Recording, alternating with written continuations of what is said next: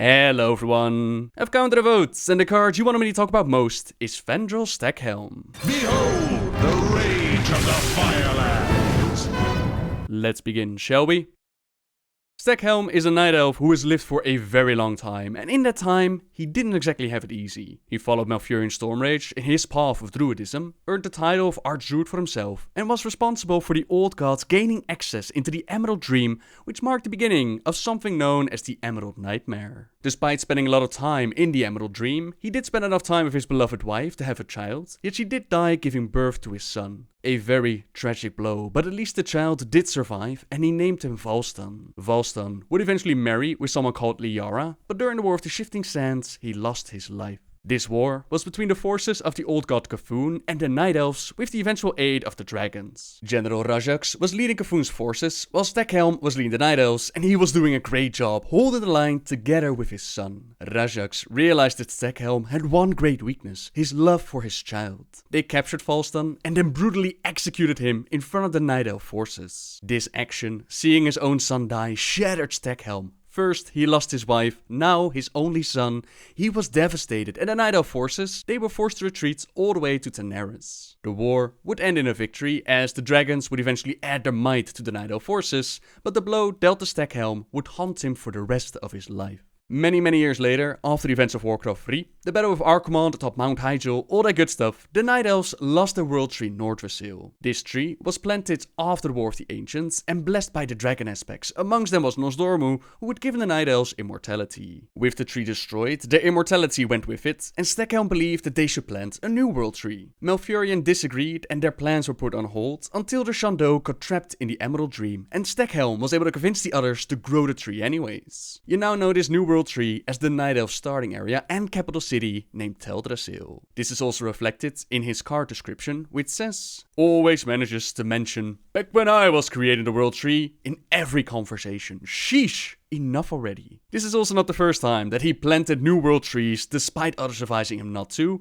and this is the reason why Fandral is responsible for the Emerald Nightmare. The old god's corruption, it seeped into the land, and Staghelm believed that world trees were the answer. At first, it seemed like his plan was working, but the roots of these newly planted trees, they burrowed so deep that they touched the subterranean prison of Yogg-Saron, which allowed the old god to use it as a doorway into the dream, a doorway through which even the other old gods could grasp the ethereal domain. Small seeds of corruption were spread through the Emerald Dream. In time, these seeds polluted the Dreamways and turned it into the Emerald Nightmare. For the longest time, this was not known to the world, this was not common knowledge. There were some hints here and there, we saw the Dragons of Nightmare for example as world bosses, but the corruption wouldn't be tackled until the novel Stormrage. During Classic World of Warcraft, Staghelm offered quests where players could turn in Morrow Grain for rewards, but unknown to all was that Staghelm was using this Morrow Grain to keep Malfurion trapped within the dream. For the Emerald Dream was taken by the Nightmare, and the old god N'Zoth, together with Xavius, they had imprisoned Malfurion. The world tree Teldrassil was also corrupted, and Staghelm himself was under the influence of the old gods, controlled by fake visions of his son. So in the novel Stormrage, Malfurion, with the help from people like Brawl Baremantle, Truan the Whispwind, Fura and a bunch of others,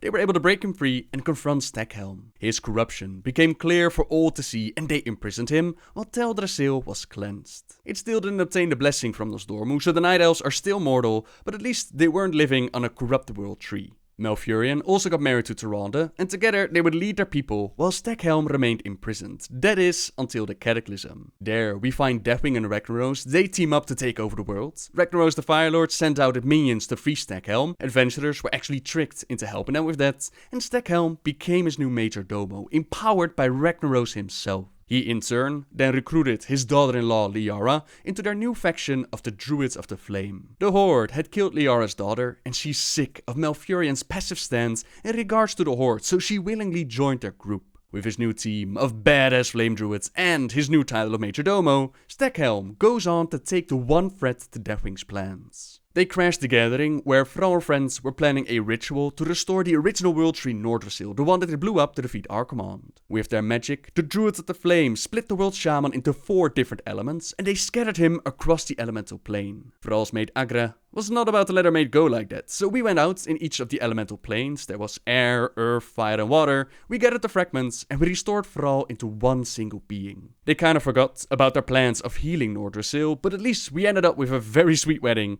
And as we all know by now, Majordomo Staghelm was a boss in the Firelands raids, where we killed him and we saved the world. We even destroyed Ragnaros the Firelord, and Thrall was restored, so he was able to team up with the dragon aspects and use the Dragon Soul against Deathwing, bring him down, put a stop to his and by extension the Zof's plans, and prevent the Outer Twilight from ever happening. My studies had only just begun.